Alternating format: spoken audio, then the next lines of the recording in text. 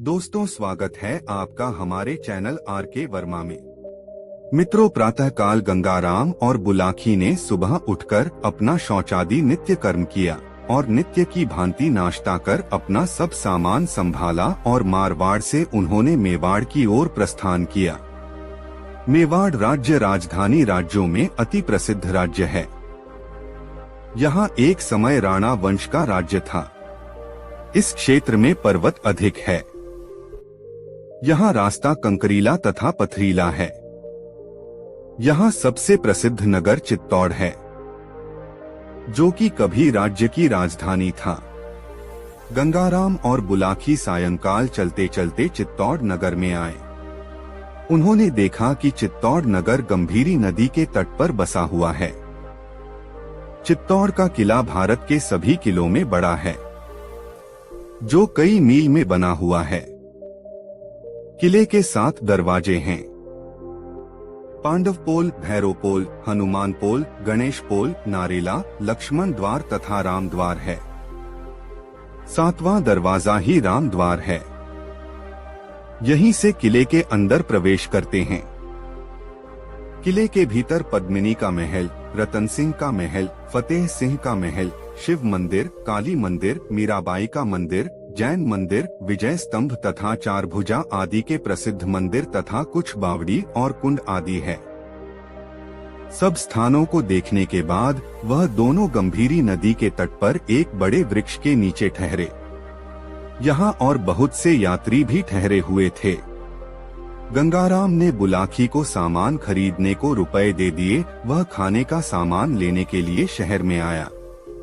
जब वह सामान खरीदने के लिए जा रहा था तो उसने देखा कि एक भटियारा, एक फौजी जवान तथा एक वेश्या एक आदमी को पकड़े हुए राजदरबार की ओर जा रहे हैं। यह तीनों कह रहे थे कि यह आदमी बड़ा ठग है, इसने हम सबको ठगा है। आज मुश्किल से पकड़ा गया है। इसे राजा के यहाँ ले जाकर सजा दिलाएंगे। उनके साथ बहुत भीड़ थी। यह सब देखता हुआ वह सामान खरीदने चला गया और कई दुकानों से जाकर सामान खरीदा। जब सामान खरीदकर वापस आया तो देखा नगर निवासियों के साथ वह ठग आजादी से घूमता आ रहा था। लोगों से पूछने पर पता चला कि इसने भी राजा के सामने सब अपराध स्वीकार कर लिया था। फिर भी इसे निर्दोष कहकर छोड़ दिया गया। यह सुनकर उसे बड़ा आश्चर्य हुआ कि अपराध स्वीकार कर लेने के बाद राजा ने उसे बिना दंड दिए क्यों छोड़ दिया। यह विचार करता हुआ वह गंगाराम पटेल के पास आया। सामान सामने रखकर बोला कि मेरी राम राम लो, मैं घर चला। पटेल जी बोले, तुमने जरूर कोई चरित्र देखा है। पहले खाना तो बनाओ, फिर मैं तुम्हारी बात का जवाब दूंगा। पटेल की यह बात सुनकर बुलाकी जल आया। बर्तन साफ किए, उसके बाद उन्होंने मिलजुल कर खाना बनाकर खाया। फिर बुलाकी ने पटेल जी का बिस्तर लगा दिया। हुक्का ताजी करके उनके सामने रखा। जब तक पटेल जी हुक्का पीकर आराम करने लगे, तब तक बुलाकी ने बर्तन साफ कर सब सामान संभाल कर रखा। फिर वह पटेल जी के पैर दबाने लगा और पटेल जी से बोला, आपने मेरी बात का उत्तर देने को कहा था, तो अब उत्तर दीजिए। जब पटेल जी ने कहा कि पहले अपनी आज की देखी हुई अजूबी बात तो सुनाओ। बुलाकी की सारी बात सुनकर गंगाराम पटेल बोले कि मैं बात कहूँ तो तुम हुकारा देते रहना। पटेल जी बोले, सुनो, एक जाट बहुत गरीब हो गया था। उसके पास जब कुछ नहीं रहा तो वह अपनी टूटी हंडिया और थोड़े से चावल बांधकर अपने घर से चल दिया। चलते चलते एक सराय में जाकर ठहरा और भटियारी से कहा कि हमारे यह चावल हमारी हंडिया में ही बनाना, मैं जब तक घूम कर आ रहा हूँ। भटियारी ने उस छोटी सी हंडिया में चावल पकने रख दिए। वह आदमी कहीं बाहर नहीं गया, उसी के घर में छिपकर बैठ गया और भटियारी को छुपे छुपे देखता रहा। जब चावल पक गए तो भटियारी का लड़का बोला, थोड़े चावल मुझे दे दो। भटियारी ने 2 चम्मच चावल उसे खाने को दे दिए। थोड़ी देर बाद दूसरा लड़का आया, उसने भी भटियारी से चावल मांगे। भटियारी ने 2 चम्मच चावल उसे भी दे दिए। वह भी खाकर चला गया। वह आदमी यह सब देखता रहा, फिर निकलकर बाहर आया और भटियारी से चावल खाने को मांगे। भटियारी ने उसकी हंडिया उसके सामने लाकर रख दी। उसने हंडिया को कान से लगाया और बोला, अरे चुप भी हो जा। भटियारी ने बस 2-2 चम्मच चावल अपने दोनों लड़कों को ही तो दिए हैं, ज्यादा तो नहीं दिए। इतना कहकर हंडिया में से चावल प्लेट में रखकर खा लिए। जब वह चावल खा चुका तो भटियारी बोली कि तुम यह क्या कर रहे थे। भटियारी ने दोनों लड़कों को 2-2 चम्मच चावल दिए। इतनी सुनकर वह आदमी बोला, दोहा हंडिया जादू की भरी, कहती है सब हाल। चोरी सारी कान में, बतलाती तत्काल। जब उस आदमी की यह सुनी तो भटियारी ने सोचा कि यह हंडिया तो वास्तव में जादू की है। मैंने जो चावल निकाले वह इसने बता दिए, मेरे यहाँ तो अधिक चोरी होती है। अगर यह हंडिया मुझे मिल जाए तो मैं चोरी का पता लगा लिया करूंगी। ऐसा विचार कर वह कहने लगी, दोहा हंडिया दे दे, यह मुझे होए बड़ा एहसान। इसकी कीमत अभी मैं नगद करूं भुगतान। भटियारी की यह बात सुनकर हंडिया का मालिक बोला, दोहा 100 रुपया का मोल है, सुन भटियारिन बात। लेना जो चाहे इसे, 100 रुपया धर हाथ। भटियारिन को हंडिया से मोह हो गया था। उसने 100 चांदी के रुपए लाकर उसे दिए और हंडिया अपने हाथ में ले ली। वह आदमी 100 रुपए लेकर वहां से बड़ी जल्दी चला गया। इतने में ही भटियारी का पति आया तो भटियारी ने उसे हंडिया दिखाई और कहा कि यह 100 रुपए में खरीदी है। भटियारिन की बात सुनकर भटियारे को क्रोध हो गया और बोला, यह फूटी हंडिया 100 की बताती है। उसने उठाकर वह हंडिया जमीन पर दे मारी तो वह टुकड़े टुकड़े हो गई।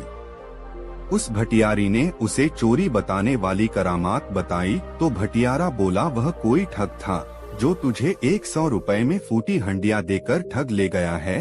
अब मैं जाता हूँ, उसे पकड़कर रुपए वसूल कर लूंगा। यह कहकर भटियारा लाठी ले लोगों के बताए हुए रास्ते पर उस ठग की तलाश में जंगल की ओर चल दिया।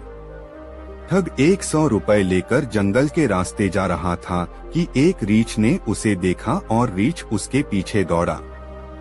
वह भागकर एक पेड़ की ओट में हो गया। पेड़ के दूसरी ओर से रीछ ने उसे पकड़ने को अपने हाथ बढ़ाए, परंतु उस आदमी ने रीछ के दोनों हाथ पकड़ लिए। बीच में ही पेड़ था। रीछ और वह आदमी पेड़ के चारों ओर घूम रहे थे। वह आदमी सोचता था कि यदि मैं रीछ के हाथ छोड़ दूंगा तो रीछ अवश्य मुझे मार डालेगा। इतने में उसकी अंटी से 20 रुपए निकलकर पेड़ के इधर उधर गिर गए।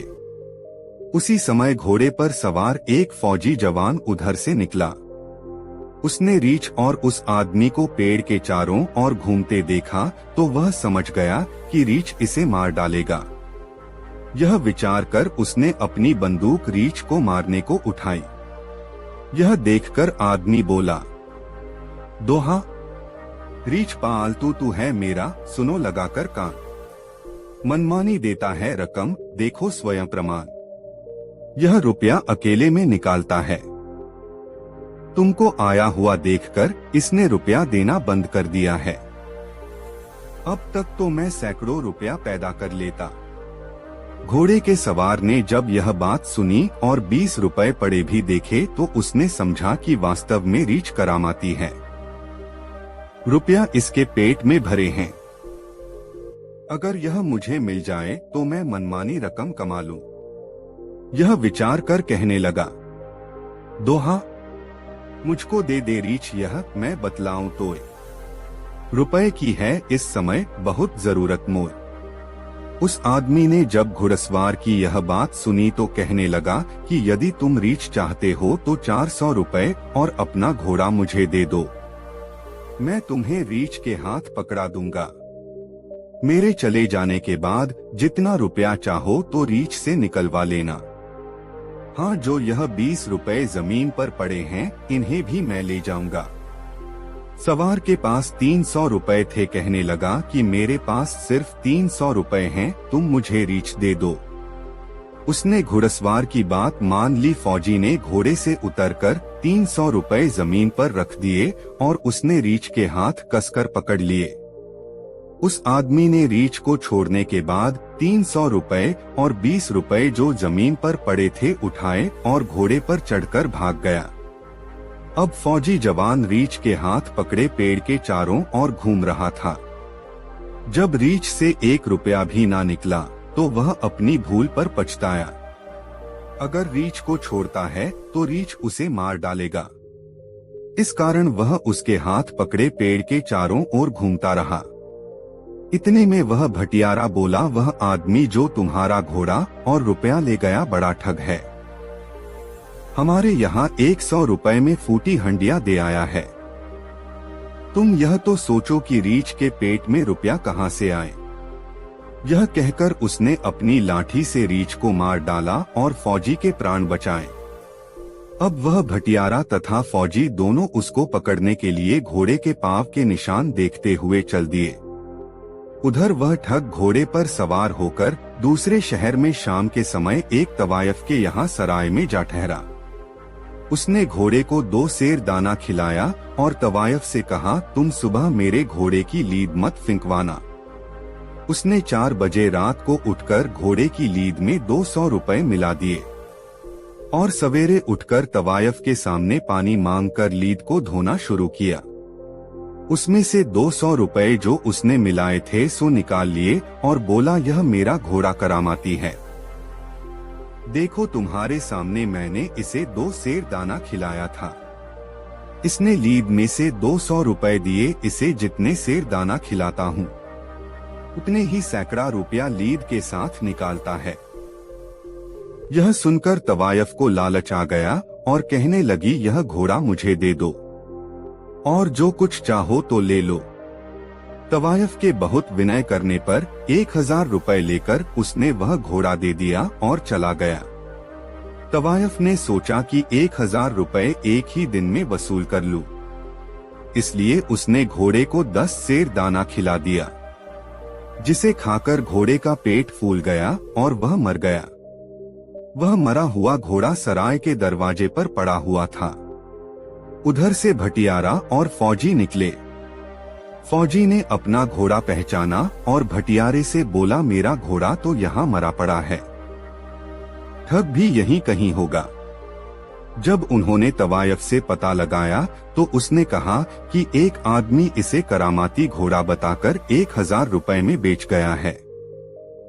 फौजी बोला, घोड़ा मेरा है, इसमें कोई करामात नहीं थी। तुम्हारी भांति ही उस ठग ने हम दोनों को भी ठगा है। चलो अब हम दोनों मिलकर उसे तलाश करेंगे और पकड़कर अपना रुपया वसूल करेंगे। अब वह तवायफ भी उनके साथ में हो गई। अब भटियारे, फौजी और तवायफ तीनों ही उसको ढूंढने के लिए चल दिए और उसी शहर में घूमते हुए उसको पकड़ भी लिया। और जब वह नहीं माना तो वे अपना न्याय कराने के लिए उसे राज दरबार में ले गए। सबसे पहले राजा के सामने भटियारे ने अपना दावा रखा। वह बोला कि यह आदमी ठग है। मेरी पत्नी को फूटी हंडिया 100 रुपए में देकर ठग लाया है, जिसने उसे यह लालच दिया था कि हंडिया मेरी करामाती है और चोरी बताती है। राजा ने उससे पूछा कि भटियारा जो कुछ कह रहा है क्या ठीक है? वह आदमी बोला, वास्तव में मेरी हड्डियां करामाती थी और वह चोरी बताती थी। आप उस हंडिया को मंगाकर जांच कर लीजिए। राजा ने भटियारे से कहा कि वह हंडिया लाओ। भटियारा बोला, वह तो मैंने फोड़ दी। राजा कहने लगा, जब हंडिया ही नहीं तो मैं न्याय कैसे करूं? इसके बाद फौजी ने अपनी फरियाद की कि यह आदमी ठग है। यह 300 रुपए और घोड़ा मुझसे बहका कर ले गया और एक रीछ का हाथ पकड़ा आया।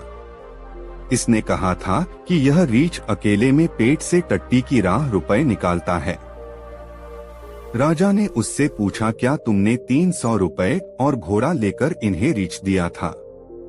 उसने उत्तर दिया, महाराज मेरा रीछ करामाती था, मैंने जो कुछ भी कहा था सत्य है। रीछ को मंगवा कर जांच कर ली जाए। भटियारा बोला, उसको मारकर तो मैंने इसकी जान बचाई है। राजा बोला, तुम्हारे मामले में भी यह निर्दोष है, क्योंकि तुमने रीछ मार दिया है। इसके बाद तवायफ ने कहा, यह 1000 रुपए में अपना घोड़ा मुझे इस शर्त पर बेच आया था कि इसे जितने सेर दाना खिलाते हैं उतने 100 रुपए लीद के साथ देता है। इस प्रकार इसने मुझे धोखा दिया है। ठग बोला, श्रीमान जी घोड़े को मंगाकर आप मेरी साँच झूठ की जांच कर लें। वैसे मेरी बात झूठ हो तो मुझे कठोर सजा दीजिए। राजा के पूछने पर तवायफ ने बताया कि घोड़ा तो मर गया है। राजा ने कहा, बिना घोड़े के फैसला क्या करूं? हे बुलाखी नाई, तुम इसी ठग को देखकर आए हो, जिसे सबूत न मिलने पर राजा ने निर्दोष छोड़ दिया। अब रात अधिक हो गई है, सवेरे जल्दी जागना है, इसलिए अब सो जाओ। दोस्तों, गंगाराम पटेल और बुलाखीराम नाई की यह मजेदार कहानी आपको कैसी लगी कमेंट बॉक्स में जरूर बताएं। दोस्तों, काशी यात्रा में गंगाराम पटेल और बुलाखीराम नाई जिस शहर में रात्रि विश्राम के लिए ठहरे, वहां बुलाखीराम ने फिर एक अनोखा दृश्य देखा। उसने देखा कि शहर के बहुत से धनीमानी सम्मानित लोग एक युवक को अपने कंधों पर उठाए उसकी जय जयकार करते हुए बाजार से गुजर रहे थे। युवक अपना हाथ हिलाकर उनका अभिवादन स्वीकार कर रहा था। यह दृश्य देखकर बुलाखीराम वापस लौट पड़ा। रात को भोजन आदि से निवृत्त होकर बुलाखी ने यह घटना गंगाराम पटेल को सुनाकर उसका रहस्य भेदन करने के लिए कहा, तो गंगाराम बोले, बुलाखी, इस घटना का रहस्य जानने से पहले मैं तुझे एक कहानी सुनाता हूँ। पहले उस कहानी को सुन लो। कथा के समापन पर इसका रहस्य अपने आप उजागर हो जाएगा। तो सुनाइए न पटेल जी वह कहानी। मैं तो बहुत बेताबी से उस कहानी को सुनने के लिए उत्सुक हो रहा हूँ, बुलाखीराम ने कहा। बुलाखी, अब से कुछ वर्ष पूर्व इस नगर में एक गरीब आदमी रहता था। उसका नाम था जीवाराम। जीवाराम दिन रात हाड़तोड़ मेहनत करता था, फिर भी उसे और उसके परिवार को बड़ी मुश्किल से ही भोजन मिल पाता था। जीवाराम की पत्नी का नाम था गुलकदी। वह अपने नाम के ही अनुकूल बहुत मृदु स्वभाव की थी। दूसरे लोगों के घरों में चौका बर्तन का काम करके वह अपने पति की मदद में लगी रहती थी। उन दोनों के एक बेटा भी था, जिसका नाम दयाराम था, लेकिन लोग उसे तीसमार खां कहकर संबोधित करते थे। दयाराम भी अपने इस नाम को सुनकर खुश होता था। अब तीसमार खां उसका नाम कैसे पड़ा, यह भी सुनो। एक बार उसने झाड़ू से चौके में बैठी 30 मक्खियां एक ही झपट्टे में मार डाली थीं, बस तभी से उसका नाम पड़ गया तीसमार खां। यह परिवार जैसे तैसे करके अपना गुजारा चला ही रहा था कि एक दिन तकदीर की मार इस परिवार पर टूट पड़ी। नगर के उस क्षेत्र में हैजे की बीमारी फूट पड़ी, जिसमें जीवाराम की मृत्यु हो गई। दयाराम उर्फ तीसमार खां की उम्र उस समय 10 वर्ष की थी। पति की मृत्यु के बाद कुछ दिन तक तो गुलकंदी अपने पति द्वारा जोड़ी हुई थोड़ी सी संचित पूंजी से अपने परिवार का भरण पोषण करती रही, लेकिन जब सारी पूंजी समाप्त हो गई तो वह भी अपने पति की तरह मेहनत मजदूरी करके अपने परिवार का पेट पालने लगी। धीरे धीरे उसके पति को मरे हुए 10 साल का समय व्यतीत हो गया। तीसमार खां 20 साल का एक गबरू युवक बन गया। उसकी माता ने एक दिन उसे समझाया, बेटा दयाराम, अब तू 20 वर्ष का हो चुका है। अब तक मैं जैसे तैसे करके तेरा और अपना पेट भरती रही, किंतु अब मेरे हाथ पैर जवाब देने लगे हैं। अब तुझे चाहिए कि कहीं नौकरी या मेहनत मजदूरी का काम पकड़ ले और परिवार को चलाने में मेरी मदद कर। दयाराम उर्फ तीसमार खां ने मां के सामने तो अपनी सहमति व्यक्त कर दी, किंतु उसने न तो कोई नौकरी तलाश की और न किसी मेहनत मजदूरी पर गया। जाता भी तो कैसे? दरअसल वह एक आलसी और कामचोर व्यक्ति बन गया था। वह नौकरी करना ही नहीं चाहता था, क्योंकि मां की कमाई से उसके खाने पीने का प्रबंध हो ही जाता था। लेकिन कुछ समय बाद उसकी मां ने जब उसे ज्यादा प्रताड़ित किया तो वह कोई नौकरी ढूंढने के लिए तैयार हो गया। एक दिन वह राज दरबार में पहुंच गया। वहां उसने हाथ जोड़कर राजा से विनती की, अन्नदाता, मैं आपके राज्य का एक बेरोजगार युवक हूँ। मैं आपसे यह विनती करने के लिए आया हूँ कि आप मुझे कोई नौकरी दे दीजिए। कोई और दिन होता तो राजा उसे दुत्कार देता। ऐसे न जाने कितने बेरोजगार नौजवान रोज ही उसके दरबार में नौकरी पाने की फरियाद करने के लिए आते थे, लेकिन आज के दिन राजा विशेष रूप से प्रसन्न था। उसकी रानी ने उसे बताया था कि शीघ्र ही उसकी कोख से उसकी संतान जन्म लेने वाली है, इसलिए उसने बड़े विनोद भरे भाव में कहा, दे देंगे भाई, तुम्हें नौकरी भी दे देंगे, पर पहले अपना नाम तो बताओ। यह भी बताओ कि तुम्हारे अंदर विशेषता क्या है। अन्नदाता तीसमार खां ने कहा, लोग मुझे तीसमार खां के नाम से पुकारते हैं। अब मेरा यह नाम कितना सार्थक है, यह तो वक्त आने पर ही पता चलेगा, पर मैं आपको यह विश्वास दिलाता हूँ कि जब भी आप मुझे कोई असंभव काम सौंपेंगे, मैं दिलोजान से उसे पूरा करने की कोशिश करूँगा। ठीक है, राजा बोला, आज से हमने तुम्हें राजकीय सेवा के लिए नियुक्त किया।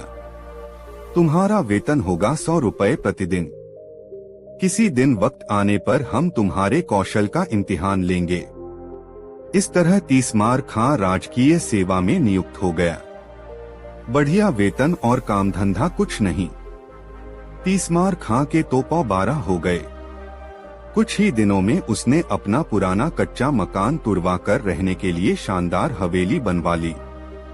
उसकी मां ने भी अब दूसरों के यहाँ काम पर जाना छोड़ दिया और संभ्रांत गृहिणियों की तरह अपने घर में रहने लगी। लेकिन तीसमार खां की उन्नति से अनेक राज दरबारी उससे ईर्ष्या करने लगे। वे सोचने लगे कि कब मौका मिले और कब तीसमार खां को नीचा दिखाएं। संयोगवश शीघ्र ही एक मौका उनके हाथ लग भी गया। राज्य के एक हिस्से में कई दिनों से कुछ डाकू सक्रिय हो गए थे। उन्होंने लूटपाट आरंभ कर दी थी। राजा के सिपाही उन्हें पकड़ने में नाकामयाब हो रहे थे। डाकुओं का हौसला इतना हो गया कि ये लोग अब दिन दहाड़े डाका डालने लगे थे। राजा का प्रशासन इनके सामने असहाय होकर रह गया था। जब जनता में त्राहि मचने लगी और वहां के लोग फरियादें करने राजा के पास पहुंचने लगे, तो राजा ने अपनी राजसभा बुलाई और दरबारियों से सलाह ली कि उन डाकुओं को कैसे पकड़ा जाए। इस पर गहन मंथन होने लगा। किसी ने राय व्यक्त की कि वह सारा इलाका सेना के हवाले कर दिया जाए। किसी ने कहा कि डाकू पकड़कर शासन के हवाले कर देने वालों के लिए भारी इनाम देने की घोषणा करा दी जाए। किसी ने कुछ राय दी तो किसी ने कुछ। तभी राजा के एक मंत्री ने, जो तीसमार खां से द्वेष रखता था, राजा से कहा, अन्नदाता, यह काम तीसमार खां को सौंप दीजिए। उसे आपने नौकरी भी इसी शर्त पर दी थी कि वह असंभव कामों को कर दिखाएगा। बहुत समय से वह राजकोष से मुफ्त में अपना वेतन ले रहा है। अब समय आ गया है कि उसकी योग्यता की परख कर ली जाए। यह विचार राजा को पसंद आया।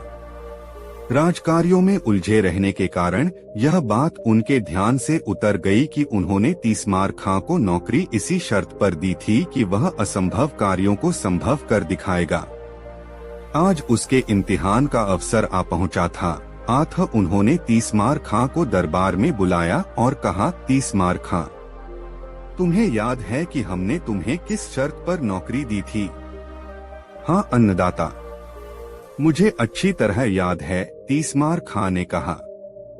नौकरी देते समय आपने पूछा था कि तुम में क्या विशेषता है, तो मैंने यह कहा था कि मैं किसी भी असंभव कार्य को संभव बना सकता हूँ। बस तो समझ लो कि आज तुम्हारी परीक्षा की घड़ी आ पहुँची। देश के दक्षिणी क्षेत्र में जाओ और वहाँ के लोगों में भय का वातावरण पैदा कर रहे डाकू दलों का सफाया कर दो। इस काम के लिए तुम जितने सैनिक चाहो तुम्हें उपलब्ध करा दिए जाएंगे। ठीक है अन्नदाता, मैं कल ही दक्षिण की ओर रवाना हो जाऊंगा और इस काम के लिए मुझे किसी सैनिक की आवश्यकता भी नहीं है।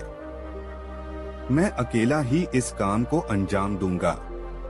तीसमार खां राजा के सामने यह बात कह तो आया, किंतु घर आकर वह चिंता में पड़ गया। तलवार की तो बात ही छोड़िए, उसने तो कभी सुई तक नहीं पकड़ी थी और फिर उसका सामना होना था दुर्दांत लुटेरों से। जब राजा के इतने सैनिक उन लुटेरों को नहीं पकड़ पाए तो वह कैसे पकड़ लेगा उन डाकुओं को। यही सब सोच सोच कर उसकी हवा खराब होने लगी। सारी रात वह सो नहीं सका। बस इसी चिंता में घुलता रहा कि इस स्थिति का मुकाबला वह कैसे करे। उसे चिंता में पड़ा देखकर उसकी माँ भी चिंतित हो गई। उसने अपने बेटे से उसकी चिंता का कारण पूछा तो तीसमार खां ने उसे अपनी चिंता से अवगत करा दिया। अब तो उसकी माता की चिंता भी बढ़ गई। उसने कहा, बेटे, तू यह राज्य छोड़कर किसी दूसरे राज्य में चला जा। यहाँ तो तेरे लिए दोनों तरफ मौत है। डाकुओं से भिड़ेगा तो वे तुझे जीवित नहीं छोड़ेंगे और यदि तू नाकामयाब होकर लौटा तो राजा तुझे हुक्मदुली के जुर्म में जेल में डलवा देगा। तेरी सारी संपत्ति कुर्क करा ली जाएगी। हो सकता है ऐसी हालत में राजा मुझे भी जेल में डलवा दे। हाँ माँ, ऐसा ही करना ठीक रहेगा, भयभीत स्वर में तीसमार खां ने कहा। अब तू जल्दी से मेरे लिए थोड़ा भोजन बना दे, तब तक मैं घर में रखे धन को सहेज लेता हूँ। ऐसा कहकर तीसमार खां अपने घर में रखा धन गिनकर एक थैले में भरने लगा। उसकी माता रास्ते में भोजन के लिए उसके लिए तिल के लड्डू बनाने लगी। अचानक ही कोई काम उसे याद आ गया। आथा चाशनी बनाने का काम अधूरा छोड़कर वह उस काम को करने के लिए पड़ोस में चली गई। इसी बीच एक चूहे का पीछा करते हुए काला नाग रसोई में आ गया। उसने चूहे को पकड़ने के लिए जैसे ही उछाल मारी वह चाशनी में गिर गया। चाशनी बहुत गर्म थी। नाग का सारा शरीर पिघलकर उस चाशनी का ही हिस्सा बन गया। कुछ देर बाद तीसमार खां की माँ वहाँ पहुँची। उसने जल्दी जल्दी लड्डू तैयार किए और उन्हें पोटली में बांधकर रख दिया। तीसमार खां ने भी अपनी पूंजी एक थैले में भरी और कुछ धन अपनी माता के लिए छोड़कर दोनों पोटलियां लेकर घोड़े पर सवार होकर घर से बाहर निकल गया। सारा दिन वह यात्रा करता रहा। शाम हुई तो वह किसी गांव में न ठहरकर जंगल में ही एक वृक्ष के नीचे टिक गया। घोड़ा चरने के लिए छोड़ दिया और दोनों पोटलियां वृक्ष के ऊपर एक शाखा पर टांग दी। कुछ ही देर में उसे नींद ने आ दबोचा और वह गहरी नींद में जा समाया। संयोग की बात कि जिन डाकुओं की खोज के लिए तीसमार खां जा रहा था, उसके सोते ही डाकुओं का वह दल वहीं आ पहुंचा। डाकुओं ने तीसमार खां को अकेले सोता हुआ देखा तो निश्चित भाव से उसके पास आ पहुंचे। पेड़ के नीचे बैठते ही जैसे ही एक डाकू की निगाह पेड़ पर लटकी दोनों पोटलियों पर पड़ी, वह कह उठा, अरे जरा ऊपर की ओर तो देखो, वहाँ 2 पोटलियां लटक रही हैं। जरूर यह पोटलियां इसी सोए हुए मुसाफिर की होंगी। अपना सारा माल इसने उन पोटलियों में ही भर रखा होगा। डाकुओं के सरदार ने कहा, इन्हें नीचे उतारो। डाकुओं के सरदार के आदेश पर एक डाकू तुरंत पेड़ पर चढ़ गया और दोनों पोटलियां उतार लाया। पोटलियां खोली गईं तो एक में ढेर सारा धन और दूसरी में लड्डू भरे हुए मिले। डाकू भूखे थे। लड्डू देखते ही उनके मुंह में पानी भर आया और वे लड्डुओं पर टूट पड़े। रुपए पैसों से भरी पोटली पहले से ही डाकू सरदार ने अपने कब्जे में कर ली थी। कुछ ही देर में उन सब की हालत खराब होने लगी। तीक्ष्ण विष के प्रभाव से वे अचेत होने लगे। फिर देखते ही देखते सारे डाकुओं की मौत हो गई। भोर के समय जब तीसमार खां की नींद टूटी तो उसकी निगाह डाकुओं पर पड़ी। उसकी दोनों पोटलियां खुली हुई पड़ी थीं। पलक झपकते ही सारा मामला उसकी समझ में आ गया। माँ की असावधानी से जरूर लड्डुओं में कोई विषैला तत्व गिर गया होगा, जिसे खाकर ही इन लोगों की मौत हुई है। बस फिर क्या था? उसने तलवार निकाली और उन मरे हुए डाकुओं के सिर काटने शुरू कर दिए। डाकू संख्या में 30 थे। तीसमार खां ने उन सबके सिर इकट्ठे किए और 2 बड़े-बड़े थैलों में भर लिए। डाकुओं के पास भी जो कुछ निकला वह उसने अपने कब्जे में कर लिया। फिर वह डाकुओं के धड़ वहीं पड़ा छोड़कर वापस अपने नगर में लौट आया। राजा के पास पहुंचकर जब उसने अपना कारनामा राजा को बताया तो राजा बेहद खुश हुआ। उसने तीसमार खां की बहुत प्रशंसा की, उसे ढेरों पुरस्कार दिए और उसकी तनख्वाह में बढ़ोतरी करके आदेश दे दिया कि तीसमार खां की जय जयकार करते हुए इसे सारे नगर में घुमाया जाए। इतनी कहानी सुनाकर गंगाराम पटेल ने बुलाकी नाई से कहा, हे बुलाकी राम, आज शाम तू जो नजारा देखकर आया था वह उसी समय का था। नागरिकों के कंधे पर जो व्यक्ति बैठा था वह दयाराम उर्फ तीसमार खां ही था।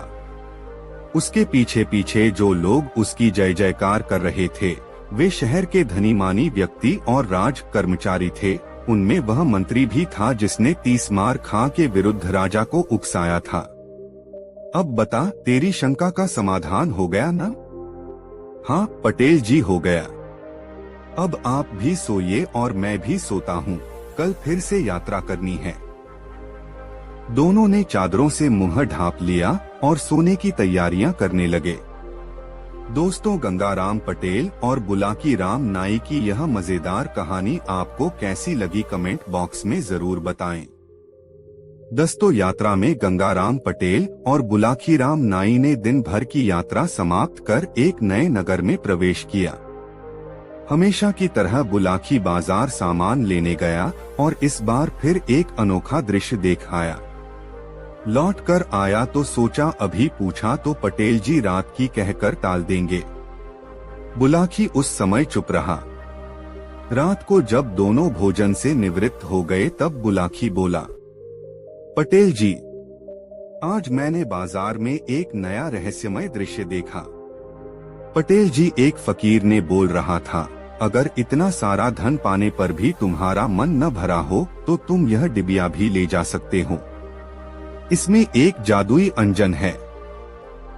इसे बाईं आंख में लगाने से जमीन के अंदर छिपी सारी दौलत दिखाई देती है, मगर इसे दाहिनी आंख में लगाने पर दोनों आंखों की रोशनी चली जाती है और लगाने वाला अंधा हो जाता है। तो उस युवक सोचा कि शायद वह मुझे डराने के लिए अंधे होने की बात कह रहा है। उसे देखकर लग रहा था वो हर हाल में उस अंजन को आजमा कर देखना चाहता था। उसने फकीर से कहा, बाबा, क्या आप मुझे इस जादुई अंजन का चमत्कार देखने का मौका नहीं देंगे? क्यों नहीं, कहते हुए फकीर ने डिबिया से अंजन निकालकर उसकी बाईं आंख में लगा दिया। बूढ़े फकीर ने ठीक ही कहा था। पलक झपकते ही उसे ऐसा लगा चमत्कार हुआ और उसे पहाड़ों के अंदर छिपे खजाने दिखाई देने लगे। उसकी खुशी का ठिकाना न रहा। इसके बाद उस फकीर से उसने अपनी दाईं आंख में भी अंजन लगाने के लिए कहा। फकीर ने फिर उसे चेतावनी दी, देखो, अगर तुम्हारी दाईं आंख में मैंने यह अंजन लगा दिया तो तुम बिल्कुल अंधे हो जाओगे। अब बेकार की जिद मत करना। लेकिन उसने फकीर की बातों पर ध्यान नहीं दिया। उसे लगा कि इस बात में ही वह भेद है जो फकीर मुझसे छिपा रहा है। यह तो बिल्कुल बेवकूफाना बात है कि कोई किसी एक आंख में अंजन लगाए और उसकी दूसरी आंख की रोशनी भी चली जाए। मैंने फकीर से कहा, बाबा, आप झूठ बोल रहे हैं। इस डिब्बी के रहस्य को छिपा रहे हैं मुझसे। फिर फकीर ने कहा, अरे भाई, मैं कभी झूठ नहीं बोलता। मैं तो फकीर हूँ, झूठ बोलने से मुझे क्या मिलेगा? अगर मैं जरा भी स्वार्थी होता तो क्या मैं अपने हिस्से के 40 ऊंट तुम्हें देता? मैं तो तुम्हारे भले के लिए ही कह रहा हूँ। देखो, लालच इंसान को ले डूबता है, व्यक्ति की तृष्णा कभी नहीं मरती। मेरी बात मानो और वापस चले जाओ। पटेल जी, उनकी इतनी बात सुनकर मैं वहां से आ गया। आगे क्या? उस युवक ने खजाना निकाला या वो अंधा हो गया? पटेल जी, क्या हुआ उसका मुझे बताइए। बुलाकी यहाँ से 18 कोस दूर बगदाद शहर में एक अंधा भिखारी रहता था। वह सड़क के किनारे बैठा आने जाने वालों से भीख मांगा करता था और दान देने वाले से प्रार्थना करता था कि वह उसके गाल पर एक तमाचा भी मारे। अधिकांश लोग उसे पागल समझकर आगे बढ़ जाते थे। आज तक किसी ने भी यह जानने की कोशिश नहीं की कि वह ऐसा क्यों करता है। आखिर थप्पड़ खाने का राज क्या है? एक दिन एक दयालु आदमी उसकी पुकार सुनकर उसके पास गया और उसकी हथेली पर सोने की एक मुहर रख दी। अंधा भिखारी बोला, हे दानी, खुदा तुम्हारा भला करेगा, अब आप जरा मेरे गाल पर एक तमाचा भी मार दो। यह सुनकर उस दयालु आदमी को बहुत अचरज हुआ। यह आदमी था बगदाद का बादशाह हारून रशीद। वह व्यापारी के रूप में भेष बदलकर अपनी प्रजा का हालचाल जानने के लिए निकला था। बादशाह अक्सर ऐसा करता था। वह किसी भी व्यक्ति का रूप बदलकर खामोशी से महल से निकलता और प्रजा का हाल जानने की कोशिश करता। इस प्रकार वह अपने आप को प्रजा के काफी करीब महसूस करता था और प्रजा में भी इसी कारण सुख शांति थी। बादशाह इस प्रकार बिना किसी के कुछ बताए ही प्रजा का दुख समझकर उन्हें दूर करता रहता था। बादशाह को न चाहते हुए भी अंधे भिखारी के आग्रह पर उसके गाल पर एक तमाचा लगाना पड़ा। उस दिन तो बादशाह ने वैसे ही किया जैसा भिखारी चाहता था, मगर दूसरे दिन उसने अंधे भिखारी को अपने दरबार में बुलवाया और बताया, बाबा, मैं ही वह व्यापारी हूँ जिसने कल आपको सोने की एक मोहर दी थी और आपके गाल पर तमाचा मारा था। अब आप मुझे यह बताइए कि भौंक देने वाले से आप अपने गाल पर तमाचा मारने के लिए क्यों कहते हैं? बिना झिझक साफ साफ बताइए। मैं कोशिश करूंगा कि आपकी परेशानी दूर कर सकूं। यह सुनकर अंधे भिखारी की आंखें भर आईं। उसके चेहरे पर पीड़ा और पश्चाताप के भाव उभर आए। वह पुराने दिनों की याद में खो गया। बादशाह ने उसे फिर दिलासा दिया और हमदर्दी जताई तो बड़े ही दुखी स्वर में वह अपनी दर्दभरी दास्तान सुनाने लगा। जहां पनाह, काफी समय पहले की बात है। मैं इस शहर का एक बड़ा व्यापारी था। मेरे पास मेरे पिता से मिली अकूत संपत्ति थी। अपनी मेहनत और बुद्धिमानी से मैंने उस संपत्ति में खूब इजाफा किया। मेरे पास 80 ऊंट थे। एक बार मैं अपने ऊंटों पर माल लादकर बसरा गया। बसरा में सारा माल बेचकर मैं बगदाद लौट रहा था कि रास्ते में मुझे एक फकीर मिला। उसने मुझसे कहा, यहाँ से कुछ दूर पहाड़ी में एक गुफा है। उस गुफा में बहुत बड़ा खजाना छिपा हुआ है। उसमें इतनी संपत्ति है कि वह 800 ऊंटों पर ढोने पर भी खत्म नहीं होगी। उसमें हीरे मोती, जवाहरात, नीलम, पन्ना और सोने की बेहिसाब मोहरें भरी पड़ी हैं। मैंने फकीर से पूछा कि वह मुझसे क्या चाहता है।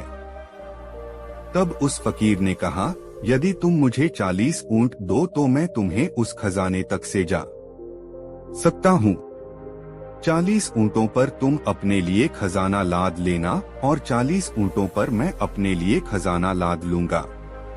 40 ऊंटों पर तुम इतना खजाना लाद सकते हो जितना तुमने जीवन में आज तक न देखा होगा। फकीर की बात सुनकर मैं अपने आप को रोक न सका और फकीर को 40 ऊंट देने का वादा कर लिया। हम 80 ऊंट लेकर पहाड़ के पास पहुँचे। फकीर ने कुछ लकड़ियां जलाकर उस पर सुगंधित सामग्री डाली जिससे धुआं उठने लगा।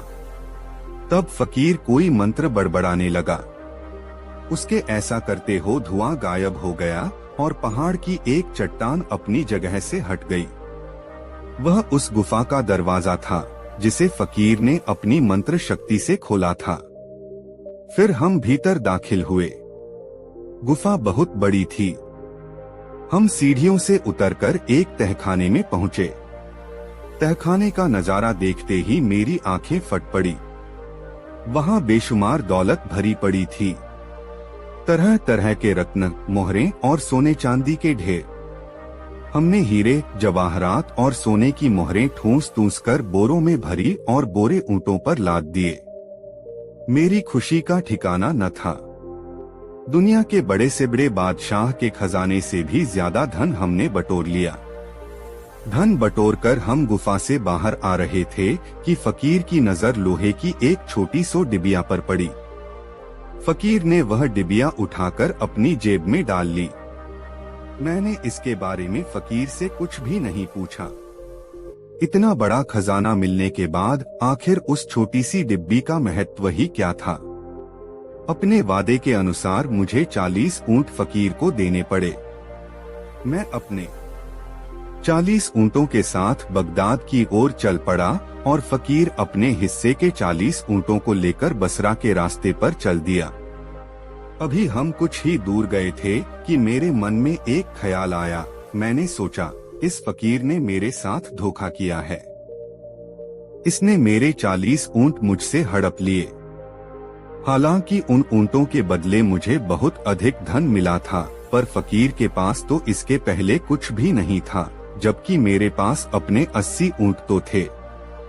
अब जितना धन मेरे पास है उतना ही फकीर के पास, मगर पहले उसके पास 40 ऊंट नहीं थे। इस प्रकार उसे 40 ऊंटों का लाभ हुआ और चूंकि मेरे पास 80 ऊंट जो कि अब 40 रह गए हैं, इस प्रकार मुझे 40 ऊंटों का घाटा हुआ। यह साझेदारी तो बराबर की न हुई। किसी प्रकार इस घाटे को पूरा किया जाए। इस प्रकार मेरे मन में द्वेष और लालच की भावना घर कर गई।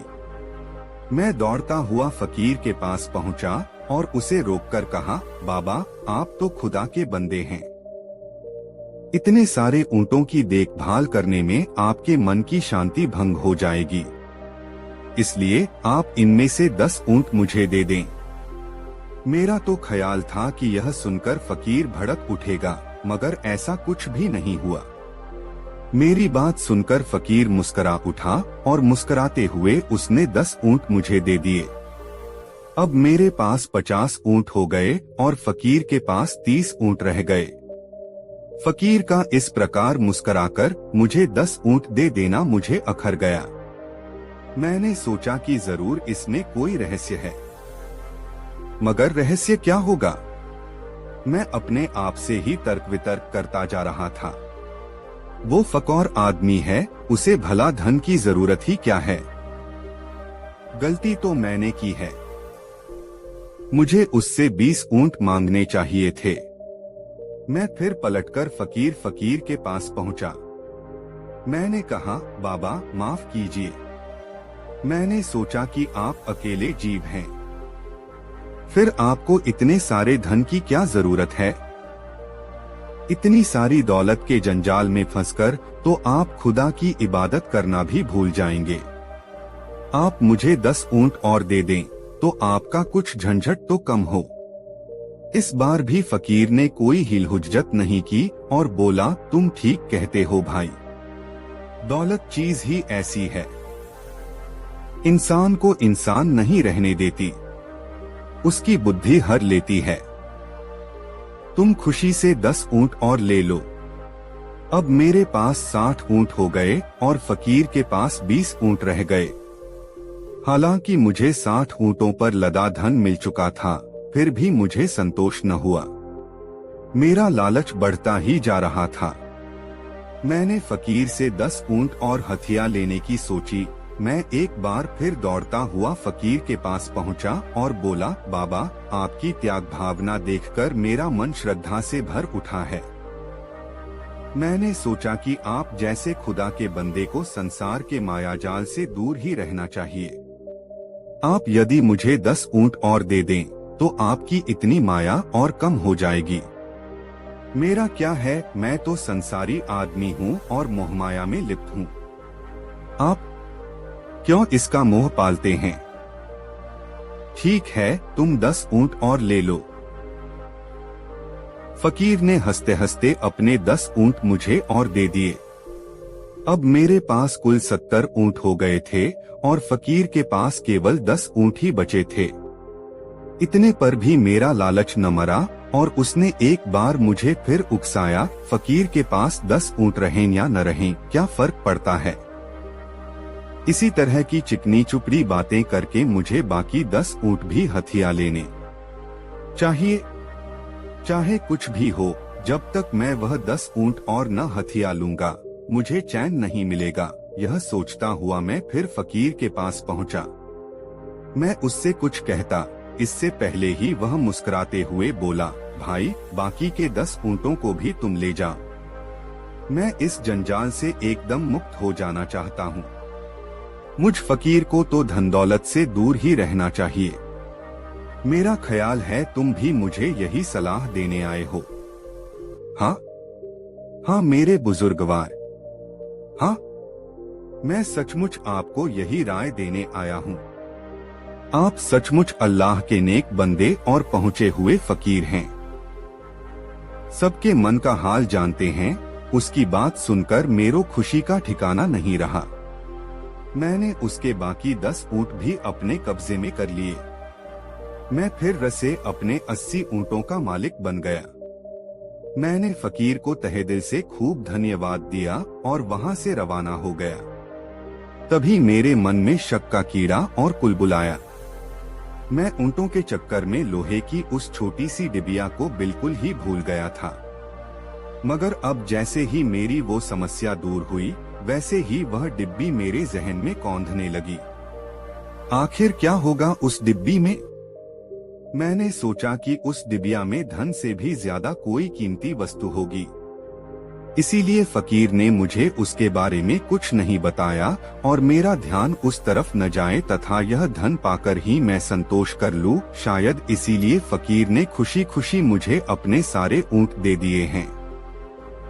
अब तो मैं उस डिब्बी की हकीकत जानने तथा उसे हथियाने को बेचैन हो गया। मैं फौरन फकीर के पास जा पहुंचा और उससे डिबिया के रहस्य के बारे में बताने के लिए प्रार्थना की। फकीर ने कहा, अगर इतना सारा धन पाने पर भी तुम्हारा मन न भरा हो तो तुम यह डिबिया भी ले जा सकते हो। इसमें एक जादुई अंजन है। इसे बाईं आंख में लगाने से जमीन के अंदर छिपी सारी दौलत दिखाई देती है, मगर इसे दाहिनी आंख में लगाने पर दोनों आंखों की रोशनी चली जाती है और लगाने वाला अंधा हो जाता है। मैंने सोचा कि शायद वह मुझे डराने के लिए अंधे होने की बात कह रहा है। मैं हर हाल में उस अंजन को आजमा कर देखना चाहता था। मैंने फकीर से कहा, बाबा, क्या आप मुझे इस जादुई अंजन का चमत्कार देखने का मौका नहीं देंगे? क्यों नहीं, कहते हुए फकीर ने डिबिया से अंजन निकालकर मेरी बाईं आंख में लगा दिया। बूढ़े फकीर ने ठीक ही कहा था। पलक झपकते ही चमत्कार हुआ और मुझे पहाड़ों के अंदर छिपे खजाने दिखाई देने लगे। मेरी खुशी का ठिकाना न रहा। इसके बाद मैंने फकीर से अपनी दाईं आंख में भी अंजन लगाने के लिए कहा। फकीर ने मुझे चेतावनी दी, देखो, अगर तुम्हारी दाईं आंख में मैंने यह अंजन लगा दिया तो तुम बिल्कुल अंधे हो जाओगे। अब बेकार की जिद मत करना। लेकिन मैंने फकीर की बातों पर ध्यान नहीं दिया। मुझे लगा कि इस बात में ही वह भेद है जो फकीर मुझसे छिपा रहा है। यह तो बिल्कुल बेवकूफाना बात है कि कोई किसी एक आंख में अंजन लगाए और उसकी दूसरी आंख की रोशनी भी चली जाए। मैंने फकीर से कहा, बाबा, आप झूठ बोल रहे हैं। इस डिब्बी के रहस्य को छिपा रहे हैं मुझसे। फकीर ने कहा, अरे भाई, मैं कभी झूठ नहीं बोलता। मैं तो फकीर हूँ। झूठ बोलने से मुझे क्या मिलेगा? अगर मैं जरा भी स्वार्थी होता तो क्या मैं अपने हिस्से के 40 ऊंट तुम्हें देता? मैं तो तुम्हारे भले के लिए ही कह रहा हूँ। देखो, लालच इंसान को ले डूबता है। व्यक्ति की तृष्णा कभी नहीं मरती।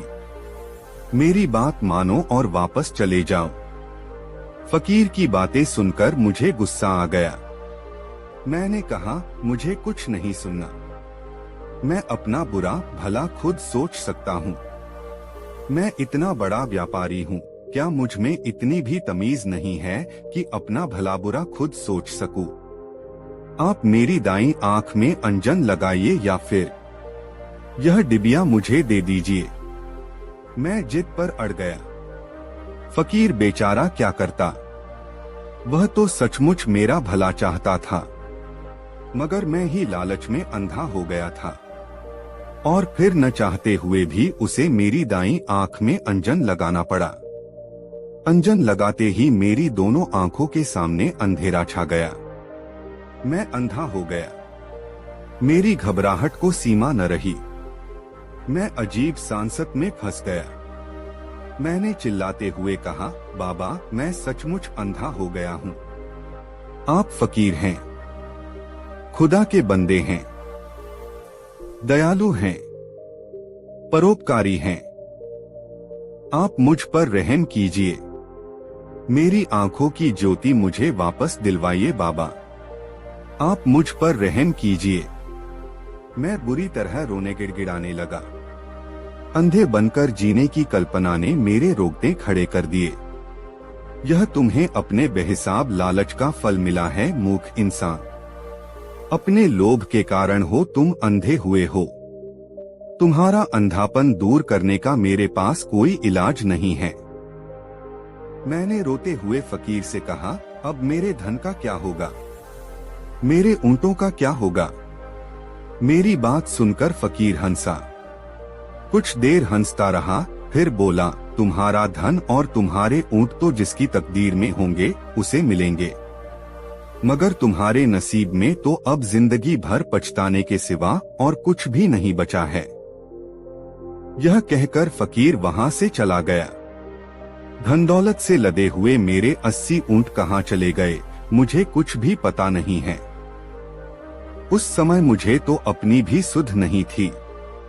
मैं जैसे तैसे गिरता पड़ता एक जंगल में जा पहुंचा। मैं भूख प्यास से तड़प रहा था। तभी एक दयालु व्यापारी की नजर मुझ पर पड़ी। वह अपने ऊंट पर बिठाकर मुझे अपने साथ बगदाद ले आया। तब से मैं यहाँ भीख मांगकर अपना गुजारा कर रहा हूँ। लालच करके मैंने जो गुनाह किया था उसी का प्रायश्चित करने के लिए मैं अपने गाल पर तमाचा लगवाता हूँ जहांपना। इस प्रकार मैं प्रायश्चित कर रहा हूँ। इसी कारण लोग मुझे तमाचा खाने वाला अंधा भिखारी कहते हैं। बादशाह को अंधे भिखारी की आत्मकथा सुनकर बहुत दुख हुआ। उस अंधे भिखारी पर रहम करके बादशाह ने शाही खजाने से उसके रहने और भोजन का स्थायी इंतजाम करवा दिया। नेक बादशाह हारून इससे अधिक और कर भी क्या सकता था। कहानी का समापन करते हुए गंगाराम पटेल ने बुलाखी नाई से कहा, बुलाखी राम, आज तू जिस दृश्य को देखकर आया था वह दृश्य उसी समय का था। अब बता, तेरी जिज्ञासा शांत हुई या नहीं? हो गई पटेल जी, बुलाखी बोला, आप तो जैसे अंतर्यामी हैं। सारी कहानी का खाका मेरी आंखों के सामने ऐसे नाच उठा जैसे यह घटना मेरे सामने ही घटित हुई हो। बस तो फिर अब सो जा। यह कहकर गंगाराम ने आंखें मूंद लीं। कुछ ही देर में बुलाखीराम नाई के भी खर्राटे वहां गूंजने लगे। दोस्तों, गंगाराम पटेल और बुलाखीराम नाई की यह मजेदार कहानी आपको कैसी लगी कमेंट बॉक्स में जरूर बताएं। दोस्तों, अगले दिन प्रातःकाल उठकर गंगाराम पटेल तथा बुलाखी दास ने अपने शौच आदि नित्य कर्म किए, फिर नाश्ता करके अपना सब सामान संभाला। उसके बाद जूनागढ़ से प्रस्थान किया। रास्ते में उन्होंने देखा कि इस क्षेत्र में निवास बड़े धार्मिक, दयालु और धनाढ्य हैं। उन्होंने रास्ते में बहुत से मंदिर भी देखे जहां सदावर्त लगे हुए थे। वहीं महात्माओं तथा भूखे लोगों को भोजन दिया जाता था। इस प्रकार अनेक प्राकृतिक दृश्यों को देखते हुए वह भावनगर में आए। भावनगर गुजरात का एक प्रसिद्ध शहर है।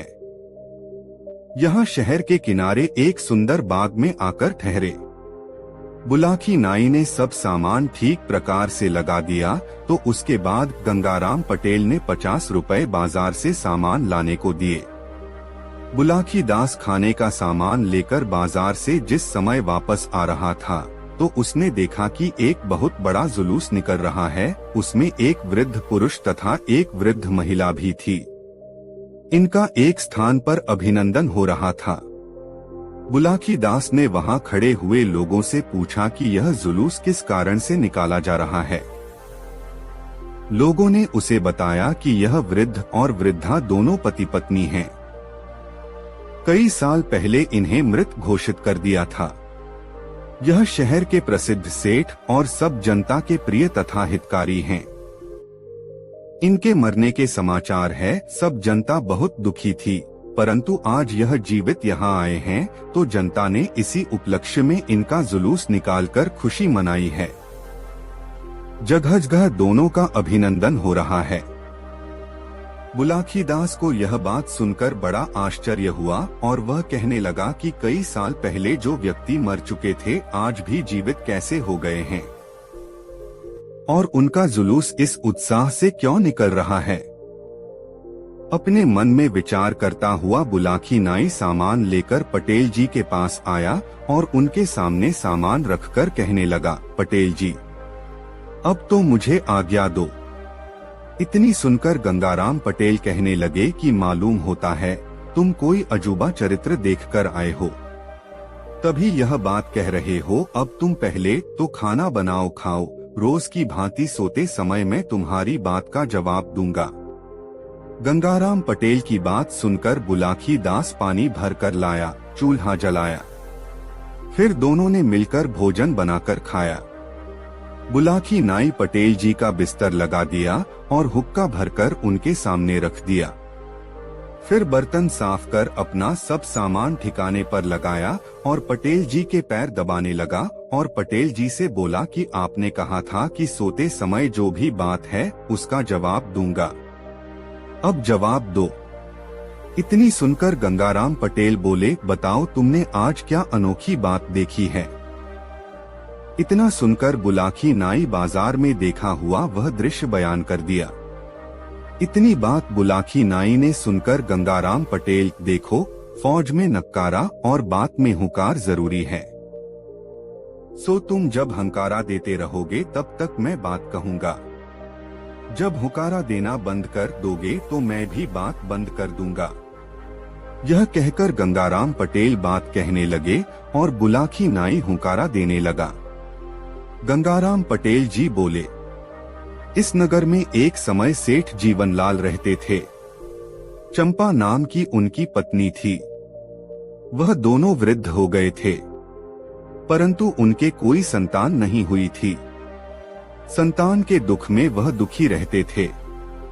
एक दिन चंपा अपने पति से कहने लगी, दोहा, अब तक मेरे हैं प्रभु, हुई नहीं संतान। ब्याह दूसरा कीजिए, भली करे भगवान। अपनी पत्नी की बात सुनकर सेठ बोले, दोहा, हो करके रहता वही जो विधि रचा विधान। कैसे हो सकती प्रिय बिना भाग्य संतान। हे प्यारी, संतान भाग्य से होती है। यदि मैं दूसरा ब्याह कर लूं और फिर भी संतान ना हो तो क्या होगा, इसलिए ऐसे ही रहना ठीक है। अब तक किसी को बुढ़ापे में ब्याह करके सुख नहीं मिला। इस सेठ ने सेठानी को बहुत समझाया, परंतु वह ब्याह के लिए हठ पकड़ गई। अपनी पत्नी का हठ देखकर थोड़े दिन में एक 20 वर्ष की कन्या से विवाह कर लिया। सेठ जी विवाह कर नई वधू को अपने संग लाए तो दरवाजे पर आकर नई पत्नी कहने लगी, दोहा, अलग रहूंगी सौत से, सुनो नाथ चितलाए। कमरा मेरे लिए एक खाली दे कर आए। नई वधू की ऐसी बात सुनकर सेठ कहने लगा, दोहा, पत्नी मेरी वृद्ध है, सभी गुणों की खान, मिलकर के उससे रहो, पाओ सुख महान। सेठ ने बहुत समझाया मगर नई पत्नी कहने लगी कि एक म्यान में 2 तलवार नहीं समा सकती। सेठ ने परेशान देखकर सब हाल अपनी पहली पत्नी से कहा, जिसे सुनकर उसने एक कमरा नई बहू के लिए अलग रहने को खाली कर दिया। नई बहू उस कमरे में आई और रहने लगी। सेठ का एक मुनीम था जिसकी उम्र लगभग 24 साल की थी। थोड़े दिन में नई बहू की उस मुनीम से आंख लड़ गई तो वह दोनों छिपकर अपनी वासना की तृप्ति करने लगे। मोहल्ले में मुनीम ने खबर कर दी कि सेठ पागल हो गए हैं। धीरे धीरे सेठ के पागल होने की खबर सब नगर में फैल गई। सेठ ने यह बात सुनी तो उसे बड़ा दुख हुआ, परंतु उसकी समझ में कोई बात नहीं आई। सेठ की पहली पत्नी ने मुनीम और सेठ की पत्नी का व्यवहार ताड़ लिया था। वह अपने पति से कहने लगी कि तुम्हारे मुनीम ने तुम्हारे पागल होने की खबर उड़ाई है। उसके नई बहू से दूषित संबंध हैं। यह लोग किसी षड्यंत्र से हम तुम दोनों को मरवाकर आप आनंद से जीवन व्यतीत करना चाहते हैं। सेठ ने कहा कि अब मैं होशियार रहूंगा। मुनीम और सेठ की नई पत्नी आपस में एक साथ रहती थी। एक दिन मुनीम ने सेठ की नई पत्नी को समझाया कि कहीं ऐसा ना हो कि पहली पत्नी को सेठ सभी जायदाद दे दें। इसलिए उचित है कि सेठ से उसकी संपत्ति को अपने हक में लिखवा लूं। सेठ की नई पत्नी ने भी इसका समर्थन किया। मुनीम उस शाम को शराब पीकर आया और एक लिखा हुआ पत्र सेठ के सामने रख दिया। उसने सेठ को पिस्तौल दिखाकर जबरन उस कागज पर हस्ताक्षर करा लिए। सेठ ने मरने के डर से उस पर हस्ताक्षर कर दिए। अब मुनीम और सेठ की नई पत्नी स्वच्छंद होकर रहने लगे। फिर एक दिन मुनीम ने सेठ को भोजन के साथ विष खिलाकर एक बड़े नाले में बहा दिया और दूसरे दिन मोहल्ले में खबर उड़ा दी कि सेठ पागल थे। ना जाने वह रात में कहां चले गए। यह खबर सुनकर लोग बहुत दुखी हुए। अब पहली बहू के दुख का ठिकाना भी ना रहा। बेचारी बहुत रोई मगर क्या करती। एक दिन उस मुनीम ने सेठ के कपड़ों में खून के कुछ दाग लगाकर और हड्डियों का एक पंजर तलाश करके मोहल्ले में एक खबर सुनाई कि जंगल में सेठ की हड्डियां और वस्त्र मिले हैं। ऐसा मालूम होता है कि उन्हें जंगल में कोई जानवर खा गया। मोहल्ले के लोग वहां गए और सेठ के कपड़ों तथा हड्डियों के पंजर को उठा लाए और वैदिक रीति से दाह संस्कार कर दिया। अब सेठ की नई पत्नी और मुनीम पति पत्नी की भांति मकान में निडर होकर रहने लगे और सेठ की पहली पत्नी को दुख पहुंचाने लगे। वह कहने लगी, मैं सेठ की पत्नी हूँ, उसकी संपत्ति मालिक हूँ। मुझे सेठ के मरने की बात में भी बहुत लोगों का षड्यंत्र दिखता है। मैं यह सब पुलिस को बताऊंगी। यह सुनकर मुनीम और सेठ की नई पत्नी ने विचार किया कि अभी मामला ताजा है, इसलिए थोड़े दिन तो इसे सुख से रखना चाहिए, जिससे यह सेठ को भूल जाए, फिर इसका भी कुछ इंतजाम कर देंगे। यह विचार कर सेठ की नई पत्नी ने बनावटी प्रेम दिखाकर उसकी खुशामद की और कहा, तुम मुझसे बड़ी हो, मैंने बड़ी भूल की है जो तुम्हें कष्ट दिया है। अब कष्ट नहीं दूंगी, तुम्हें बड़ी बहन बनाकर रखूंगी। जिस नाले में सेठ को जहर खिलाकर फेंका गया था, आगे चलकर उसके किनारे एक महात्मा की कुटिया थी। महात्मा की नजर सेठ की लाश पर पड़ी तो उसने उसे निकलवाया। उसने देखा कि यह मरा नहीं है, बल्कि किसी ने जहर खिला दिया है। महात्मा ने जड़ी बूटियों से उसका इलाज किया तो सेठ का विष उतर गया और उसे होश आ गया। महात्मा ने उसे अच्छी तरह रखा, जिससे कुछ दिनों में वह स्वस्थ हो गया। वह सेठ महात्मा का शिष्य होकर उसी स्थान पर भगवान का भजन करने लगा। अब उसका हृदय समाज से ऐसी घृणा करने लगा कि उसने अपने घर जाने का भी विचार छोड़ दिया। उधर मुनीम आनंद पूर्वक सेठ की नई पत्नी के साथ विहार करता रहा। एक दिन उसने पहली पत्नी को भी विष देकर नौकर से रात में उसी नाले में फिंकवा दिया और महल में खबर कर दी कि सेठ की मृत्यु से दुखी होकर उसकी पत्नी भी ना जाने कहां चली गई है। जब यह बात मोहल्ले वालों ने सुनी तो उन्हें बहुत दुख हुआ, परंतु करते भी तो क्या करते। सेठ की वृद्धा पत्नी की लाश भी उस नाले में बहती हुई उसी महात्मा की कुटिया के पास पहुंची तो महात्मा ने उसे भी निकलवाया और उसका भी जड़ी बूटियों से इलाज कर विष दूर कर दिया। जब उसे होश आया तो सेठ ने बताया कि यह तो मेरी पत्नी है। यह सुनकर महात्मा बहुत प्रसन्न हुआ और स्त्री को भी वही रखा। जब वह स्वस्थ हो गई तो उसने भी उस कुटी पर रहकर भगवान का भजन करने का विचार किया और अपने पति के सहित कुटी पर रहकर भगवान का भजन तथा महात्मा और अपने पति की सेवा करने लगी। महात्मा ने उन दोनों को समझाया कि जल्दी से जल्दी ही ऐसा समय आने वाला है कि मैं तुम्हें इस कुटी से तुम्हारे मकान को ले चलूंगा। पति पत्नी दोनों ने महात्मा की आज्ञा शिरोधार्य मानकर उनके वचनों को मानने का वचन दिया। थोड़े दिन के बाद मुनीम ने सोचा कि सेठ और वृद्ध सेठानी का अंत हो चुका है। मेरी इन बातों का पता सेठ की नई पत्नी को ही है। यदि इसको जान से मरवा दिया जाए तो मैं इस सेठ की सभी जायदाद का अकेला मालिक बन जाऊं। उसने जिस नौकर से सेठ सेठानी को जहर दिलवाया था उसे 5,000 रुपए देने का वादा करके अपनी ओर मिला लिया। रात में सेठ जी की सोती हुई नई पत्नी को भी चाकू से गोद दिया और उसी नौकर से गड्ढा खोदवाकर उसमें गढ़वा दिया। जब नौकर ने 5,000 रुपए मांगे तो उसे मारने को पिस्तौल दिखा दी। नौकर मुनीम की मनसा समझ गया और वहां से भागकर पुलिस के दफ्तर में गया और सेठ सेठानी को विष देने तथा नई सेठानी को जान से मारने की सभी बातें पुलिस को बताई।